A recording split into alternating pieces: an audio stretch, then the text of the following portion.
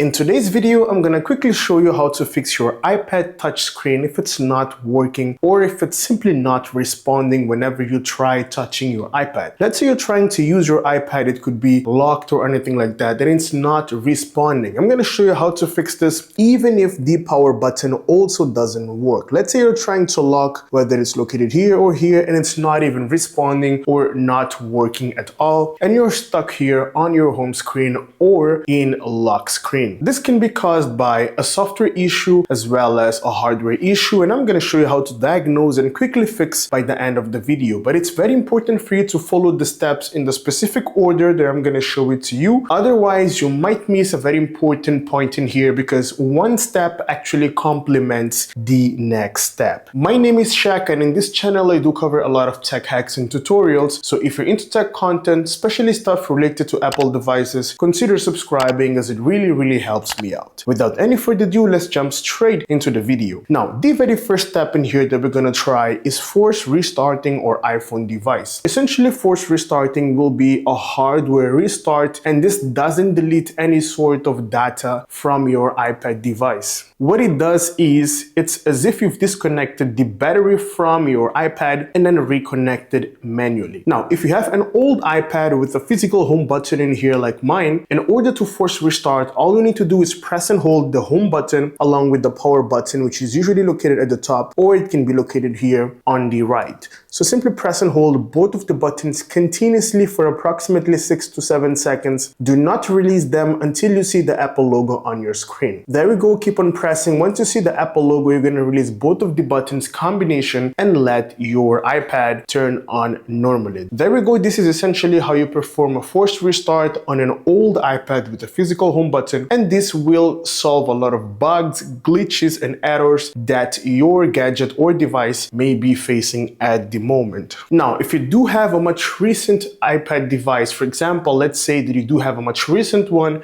without a physical home button in here. As you can see, I do have an iPhone 16 in here. It's just for showcase purposes because the process is exactly the same, okay? So what you're gonna do in here, if you do have a much recent one, you're gonna rapidly tap on volume up and then down and then press and hold the power button continuously until you see the Apple logo on your screen, and this is how it goes. Volume up, down, and then press and hold the power button continuously. Do not release that power button until you see the Apple logo on your screen. Now, this is going to take you approximately 6 to 7 seconds, and then you'll be able to see the Apple logo. There we go, Apple logo. Release the power button and let your iPad turn on normally if it's a much recent one without that physical home button right there. Now, you want to give it a try and see if this solves the problem that you've got in here on your iPad device. Now, if your iPad turns on, immediately hop into settings real quick, and then you want to scroll down all the way to general, hop into general, and then tap on software update. What you're going to do next is double check if you do not have a pending software in here that needs to be updated on your iPad device, because this may be the problem or the cause for this error or glitch to happen. So you want to see if you fixed that bug by updating your iPad device. That's the very first point in order to avoid this to happen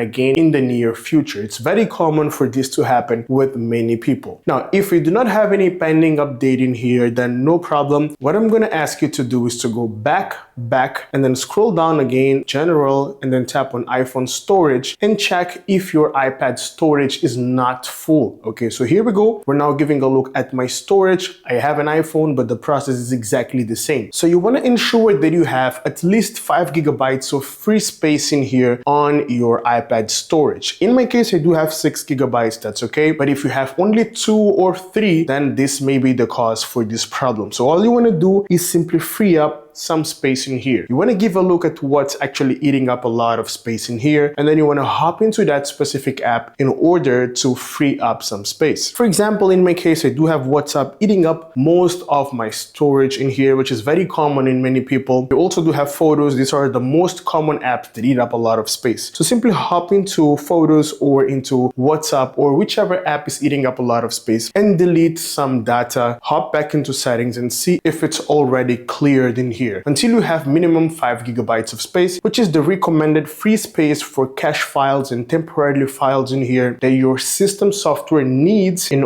order for it to work smoothly and in order for it not to lag, okay? And this is a solution also for slow iPad or iPhone devices. Now, if this doesn't fix the problem, we're moving into the next step where we need to put our iPad into DFU mode, okay? So DFU mode is basically a mode that allows you to pretty much solve a lot of problems by updating your software from the recovery menu. Let me just quickly show you how to do it right now. We're gonna need a USB cable in here. This can be a Type-C cable or a Lightning to USB cable, or whichever cable you have compatible with your iPad device, depending on the model of the device. So in my case, it's a Type-C one. I'm gonna quickly connect it into my iPad or iPhone device, and then you need to quickly connect it into a laptop as well. This can be a Windows computer as well as a MacBook, no problem. So as you can see, it's already connected. It even shows that it's charging. So once I'm here, what I'm gonna do while I have it connected, if you do have a much recent iPad without a physical home button, you're gonna perform the same process: volume up, down, and then press and hold the power button continuously. Do not release that power button, okay? So just keep on pressing it and wait until you see the connect to iTunes icon on your screen. There we go. Keep on pressing second Apple logo, keep on pressing the power button for a couple more seconds, and here we go. We're gonna release it as soon as we are on the screen. Now you can actually disconnect the cable and you'll be here in the recovery menu or screen. So once you're here, the next thing you wanna do is just keep your phone like this for approximately 10 to 15 minutes, and then you wanna simply turn it off and then turn it back on. So in order to turn it back on, or simply to go out of this menu, you just need to press and hold the power button here continuously, okay? Do not release the power button. Your iPhone will essentially turn off, release the power button, and then simply press and hold the power button to turn it on normally. And this is exactly how you're gonna fix this problem, okay? So this mostly will fix the issue that you've got. Now, if you have a much older iPad like mine in here, okay, with a physical home button, what you're gonna do is turn off your iPad. Now, since the iPad is stuck, you're gonna press and hold the power button along with the home button, okay, continuously, and once it shuts down, you're gonna release immediately both of the buttons. There we go. Shut down, remove all the buttons combination, okay? It's very important. Do not let it go all the way to the Apple logo, as this will try to turn it on. Now, connect the other end of the cable into your laptop device. This can be a MacBook, it can be a Windows computer, no problem at all. And then you wanna connect it into your iPad. In my case, it's a Lightning cable. Connect it and immediately press and hold the home button. There we go. Connect it and press and hold the home button. Now, please note that the cable needs to be connected into your laptop. Keep on pressing the home button and then release it. Here we go. We're now in recovery mode or DFU mode as well on our iPad device. Now, from here, you can disconnect the USB cable from your iPad. Let it be here for approximately 10 to 15 minutes. Once you're done, same process, press and hold the power button to turn it off, okay? And once it's off, you're gonna release that power button. There we go. Let it go for a couple of seconds and then turn it on